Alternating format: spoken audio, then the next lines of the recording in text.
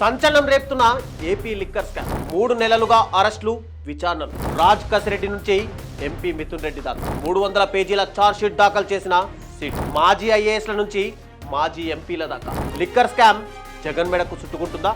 AP liquor file special story. AP రాజకీయాల్లో liquor scams case సంచలనం రేపిన సంగతి మనందరికీ తెలిసిందే. వైసీపీ ప్రభుత్వ హయాంలో జరిగిన మద్యం కుంభకోణం చివరికి వైసీపీ నేతల మెడకే చుట్టుకుంది.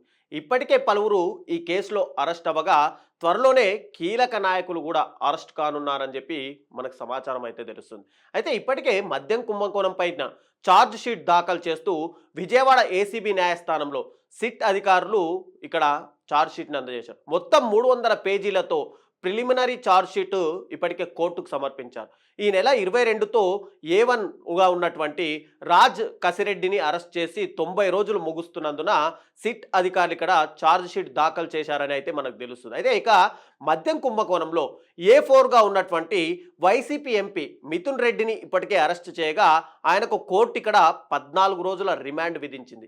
ఈ నేపథ్యంలోనే ఏపీ లిక్కర్ స్కామ్లో ఇప్పటి వరకు జరిగిన పరిణామాలపైన మనము డీటెయిల్ రిపోర్టు ఒకసారి మాట్లాడుకునే ప్రయత్నం చేద్దాం. రాష్ట్రంలో సంచలనం రేపినటువంటి ఏపీ లిక్కర్ స్కామ్ ఎప్పుడు ఏం జరిగింది, ఎవరెవరిని సిట్ అధికారులు ఇప్పటివరకు నోటీసులు ఇచ్చారు, ఎవరెవరిని ఎప్పుడు విచారించారు, ఎవరిని ఎప్పుడు అరెస్ట్ చేశారు, కేసు పెట్టినప్పటి నుంచి ఛార్జ్ షీట్ వరకు టైం లైన్ ఒక్కసారి మనం చూద్దాం.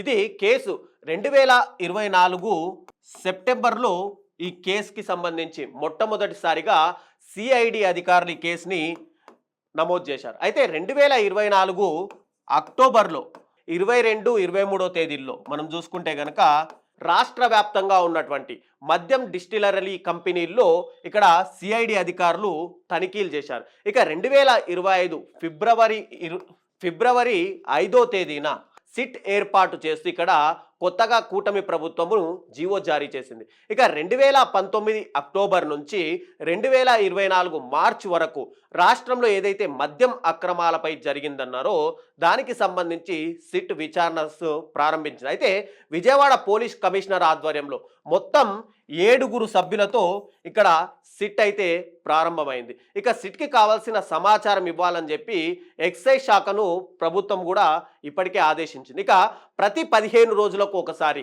దర్యాప్తు అంశాలను ప్రభుత్వానికి ఇక్కడ నివేదిక ఇవ్వాలని చెప్పి ప్రభుత్వాలు ఆదేశాలు జారీ చేసింది. ఇక మార్చి 12న సిట్ విచారణకు ఇక్కడ 2025 మార్చి 12వ తారీఖున సిట్ విచారణకు ఎంపీ విజయసాయి రెడ్డి మొట్టమొదటిసారిగా ఈయన హాజరయ్యారు. తర్వాత మద్యం కుంభకోణంలో కీలక పాత్రధారి అయినటువంటి రాజ్ కసిరెడ్డి అని మీడియాకు తెలిపినటువంటి విజయసాయి రెడ్డి ఆ రోజు సిట్ ఎదుట హాజరైన తర్వాత బయటికి వచ్చి దీంట్లో మొత్తం ఈ కుంభకోణంలో రాజ్ కసిరెడ్డి మెయిన్గా ఉన్నారు అంటూ కూడా విజయసాయి రెడ్డి మీడియా సమావేశంలో తెలిపారు.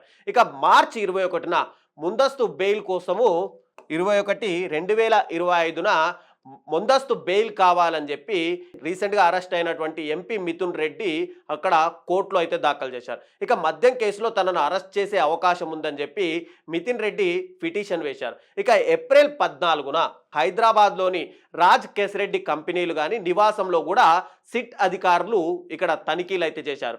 ఇక ఏప్రిల్ 16న రాజ్ కసిరెడ్డికి సిట్ అధికారులు నోటీసులు జారీ చేశారు. ఇక ఏప్రిల్ 19న విచారణకు హాజరు కావాలని చెప్పి సిట్ అధికారులు నోటీసులు జారీ చేశారు. ఇక 4 సార్లు రాజ్ కసిరెడ్డిని సిట్ అధికారులు నోటీసులు ఎదుర్కొన్నప్పటికీ కూడా ఏప్రిల్ 15న మాజీ ఎంపీ విజయసాయి రెడ్డికి ఇక్కడ ఏప్రిల్ 15న మాజీ ఎంపీ విజయసాయి రెడ్డిని మరోసారి సిట్ అధికారులు తమ ఎదుట హాజరు కావాలని చెప్పి కోరారు. తర్వాత ఏప్రిల్ 18న సిట్ విచారణకు హాజరు కావాలని విజయసాయి రెడ్డి కోరిన సిట్ అధికారులు ఏప్రిల్ 18వ తారీఖున సిట్ ఎదుట విజయసాయి రెడ్డి అయితే హాజరయ్యారు. ఇక సిట్ విచారణకు వచ్చినటువంటి రాజ్ కసిరెడ్డి తండ్రి ఉపేంద్ర కూడా ఈ ఏప్రిల్ 18న సిట్ ఎదుట విచారణకు కూడా హాజరయ్యారు. ఇక ఏప్రిల్ 19న సిట్ విచారణకు హాజరైనటువంటి ఎంపీ మిథున్ సాయి ఏప్రిల్ 19న మొట్టమొదటిసారిగా సిట్ ఎదుట ఎంపీ మిథున్ రెడ్డి అయితే హాజరయ్యారు. ఇక ఏప్రిల్ 21న రాజ్ కసిరెడ్డి ముందస్తు బెయిల్ కోసం అయితే అప్లై చేశారు. ఏప్రిల్ 22న ఆయన విదేశాలకు వెళ్ళిపోయే అవకాశాలు ఉన్నాయనే ఉద్దేశంతో రాజ్ కసిరెడ్డిని ఇక్కడ సిట్ అధికారులు అయితే అరెస్ట్ చేశారు. ఏప్రిల్ 24న మద్యం కేసులో బూనేటి చాణిక్యని మొట్టమొదటిసారి అరెస్ట్ చేశారు. ఇక ఏప్రిల్ 25న మద్యం కేసులో సజ్జల కుమారుడు సజ్జల శ్రీధర్ రెడ్డిని ఇక్కడ అరెస్ట్ చేశారు. మే 2వ తేదీన మద్యం కేసులో దిలీప్ రెడ్డిని అరెస్ట్ చేశారు. మే 8న సాక్షి ఎడిటర్గా ఉన్నటువంటి ధనుంజయ రెడ్డితో పాటు జగన్ ఓఎస్డీగా పనిచేసినటువంటి కృష్ణమోహన్ రెడ్డి ఇళ్లలో కూడా సిట్ అధికారులు ఇక్కడ తనిఖీలు చేశారు. మద్య కుంభకోణంపై ఇక్కడ ఈడీ అధికారులు కూడా రంగంలోకి దిగారు.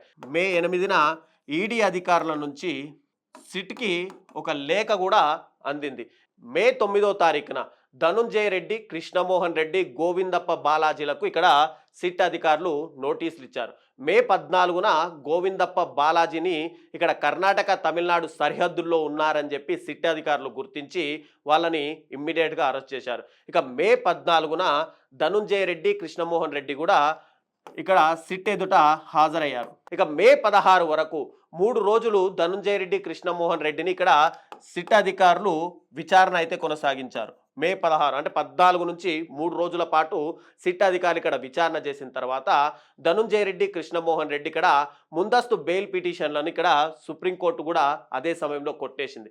ఇక మే 16వ తేదీన ఇక్కడ ధనుంజయ రెడ్డిని, కృష్ణమోహన్ రెడ్డిని ఇదే రోజు సిట్ అధికారులు అరెస్ట్ చేశారు. ఇక మే 18న చెవిరెడ్డి భాస్కర్ రెడ్డి, వెంకటేష్ నాయుడు ఇద్దరు కూడా బెంగళూరు ఎయిర్పోర్ట్లో ఇక్కడ పోలీసులు అడ్డుకున్నారు. జూన్ 18న ఇక్కడ చెవిరెడ్డి భాస్కర్ రెడ్డి కేసులో ఇంకా నిందితులుగా ఉన్నారని చెప్పి చెవిరెడ్డి భాస్కర్ రెడ్డి ఆయన అనుచరుడైనటువంటి వెంకటేష్ నాయుడిని కూడా బెంగళూరు ఎయిర్పోర్ట్లో ఇక్కడ ఇమ్మిగ్రేషన్ అధికారులు వాళ్ళని ఇమ్మీడియట్గా ఆపేశారు. ఇక మే 18న అదే రోజు బెంగళూరు వెళ్ళి చెవిరెడ్డి, వెంకటేష్ నాయుడిని ఇద్దరిని కూడా సిట్ అధికారులు ఇమ్మీడియట్గా అరెస్ట్ చేశారు. ఇక జూలై 12న సిట్ విచారణకు హాజరు కావాలని చెప్పి మరోసారి విజయసాయి రెడ్డికి ఇక్కడ సిట్ అధికారులు నోటీసులు ఇచ్చారు. సిట్కి సమాచారం ఇచ్చి విచారణకు గైహాజరైనటువంటి మాజీ ఎంపీ విజయసాయి రెడ్డి జూలై 18న ముందస్తు బెయిల్ విషయంలో ఇక్కడ సుప్రీంకోర్టులో మిథున్ రెడ్డికి ఊరట దక్కలేదు. కాబట్టి ఇప్పటికే హైకోర్టులో మిథున్ రెడ్డి ముందస్తు బెయిల్ ఏదైతే పిటిషన్ని కొట్టేశారో ఆయన ఒకవేళ విదేశాలకు పారిపోయే అవకాశాలు ఉన్నాయి అనే విషయంలో లుకౌట్ నోటీసులు కూడా ఇక్కడ సిట్ అధికారులు జారీ చేశారు. ఇప్పటికే మద్యం కేసులో మిథున్ రెడ్డి అరెస్టుకు ఈ నెల 18న ఏసీబీ కోర్టులో సిట్ కూడా పిటిషన్ అయితే వేసింది. ఇక జూలై 19న సిట్ కార్యాలయంలో విచారణకు వచ్చినటువంటి సిట్ విచారణలో మిథున్ రెడ్డిని అరెస్ట్ చేయగా కోర్టు 14 రోజుల రిమాండ్ అయితే విధించింది. టోటల్గా ఈ కేసు పరిణామాలు చూస్తే కనుక ఛార్జ్ షీట్ మొదటగా కేసు స్టార్ట్ అయినప్పటి నుంచి జూలై 19 వరకు సిట్ అధికారులు దర్యాప్తు ముమ్మరం చేసుకుంటూ ఇప్పటికే ఒక్కొక్కరిని అరెస్ట్ చేసుకుంటూ వచ్చింది. ఇక ఇప్పటికే మిథున్ రెడ్డిని అరెస్ట్ చేసి 14 రోజుల రిమాండ్ విధించిన తర్వాత నెక్స్ట్ ఈ కేసులో ఇంకా ఎవరెవరు ఉన్నారు, ఇది ఇప్పటి వరకు ఏపీ లిక్కర్ స్కామ్లో జరిగినటువంటి కథ, ఇది ముందు పెద్ద మలుపే తీసుకోపోతుంది అనేది ఏపీ రాజకీయ వర్గాల్లో వినపడుతున్నటువంటి ఇంకో చర్చ. దీనిపై ఇంకా ఎలాంటి అరెస్టులు ఉంటాయో, ఈ కేసు ఏపీ రాజకీయాలపైన ఎంత ప్రభావం చూపిస్తుంది అనేది కూడా మనం చూడాల్సి ఉంది. మీ ప్రాంతంలో కానీ మీ నియోజకవర్గంలో కానీ ఏదైనా సమస్య గురించి మీ నాయకుడికి చెప్పాలనుకుంటున్నారా? అయితే వెంటనే అభినవ్ భారత్ యాప్ డౌన్లోడ్ చేసుకోండి. మీ సమస్యను పోస్ట్ చేయండి, అది మీ నాయకుడి దృష్టికి మేము తీసుకెళ్తాం. సో ఇంకెందుకు ఆలస్యం, గూగుల్ ప్లే స్టోర్లోకి వెళ్ళండి, వెంటనే అభినవ్ భారత్ యాప్ని డౌన్లోడ్ చేసుకోండి.